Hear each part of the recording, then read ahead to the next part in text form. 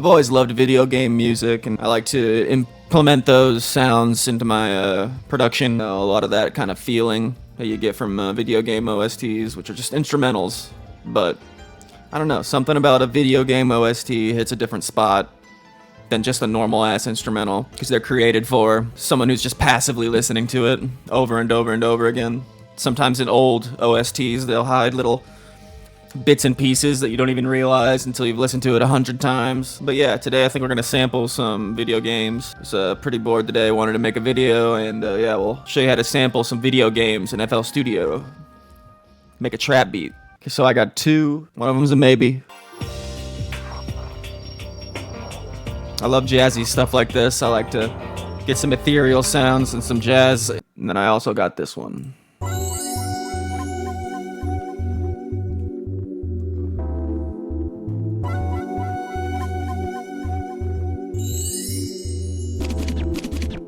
So what I usually do in a session is I get both samples, and I usually try to mix them together somehow with varying results. 'Cause sometimes, like something like this Danganronpa sample is really dense mix.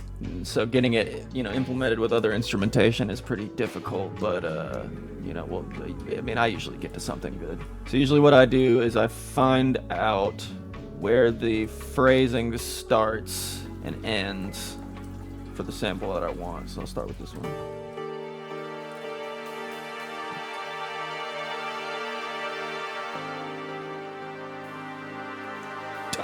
Two, three, four.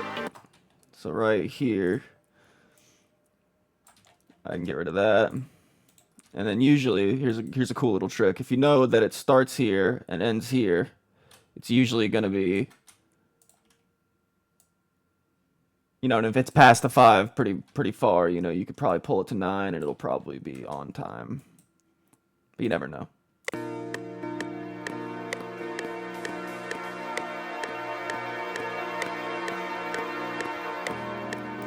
Perfect. Easy peasy. That's how you get stuff on time. Don't gotta look up the BPM. But this is like, I don't know, it takes a little bit of just knowing where things start and end.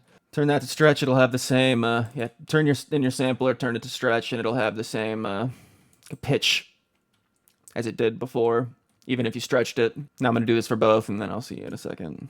Now, a cool thing that FL Studio does now, if you're watching this video, you probably know you can extract stems from this.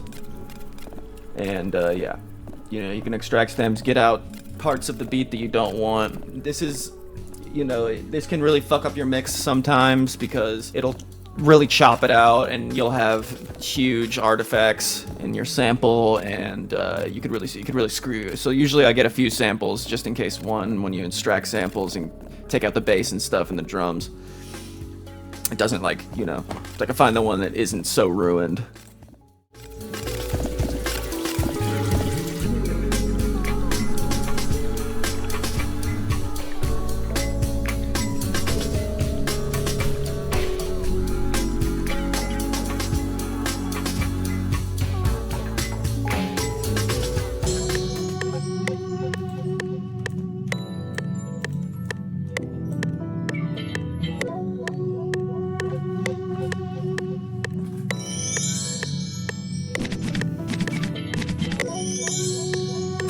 That fits. All right, let's do that.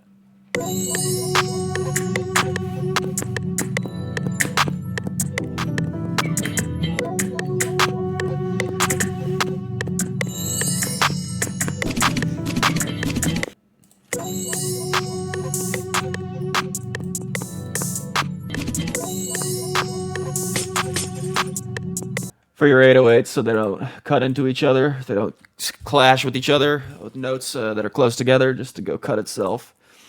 And then if you want it to only play while you have the note down, just only have hold down.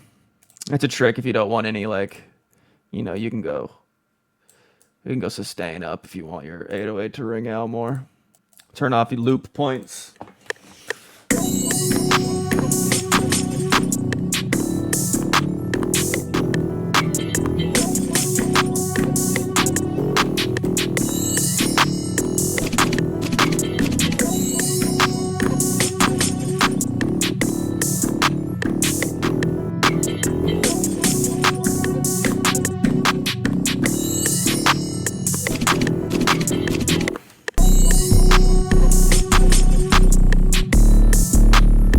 Now I like to add a kick to the start of all these 808s. Just grab a kick.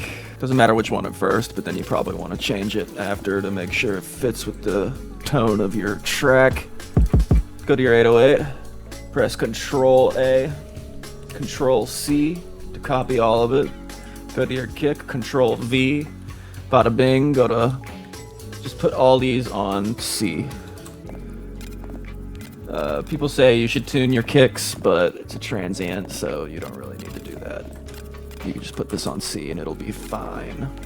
Control up if you want to go up an octave. If you're at 4, go to C5.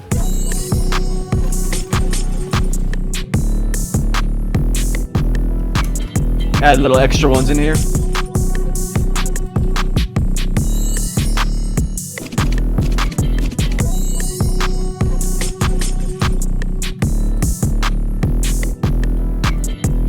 And then if you want your kick not to run into your 808, like mine's doing right now, put your kick on a channel. Let's just go to this little thing. If you're watching this, you probably already know this stuff. Go to 13, make sure your 808's on like something real near it, like 12.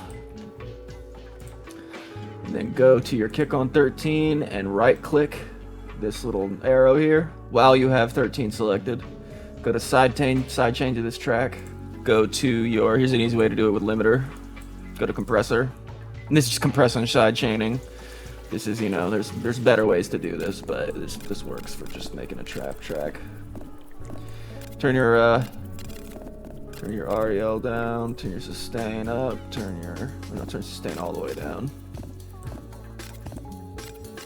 Attack up.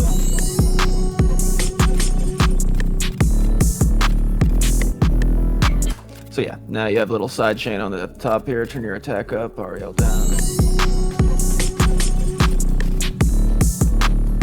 If you want to get even better with it, you can download Track Spacer, which is a really good plugin, a really nice plugin. Put all your little melody stuff on 1. I like to side chain it again, or no, just run it into 10. Take it off the master. Then go to your 808, sidechain that 808 to your main melody bus, which would be 10 now. And go to Track Spacer. Bada bing, bada bing. Go to processing, sidechain, and go to insert 12 where your 808's coming through. Turn this down a little bit. Bring this down a little bit. You don't want it to be running off your highs here. You just want a good little side chain, and this pretty much makes a custom curve for you that